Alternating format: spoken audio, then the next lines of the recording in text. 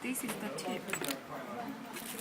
We sent one pack of different tips. You can choose different size according to the item which you want to soldering. Put it here. Here is the heating element.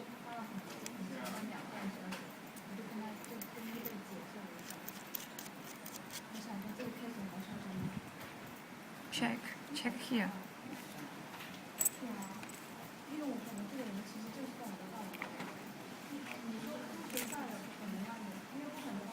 So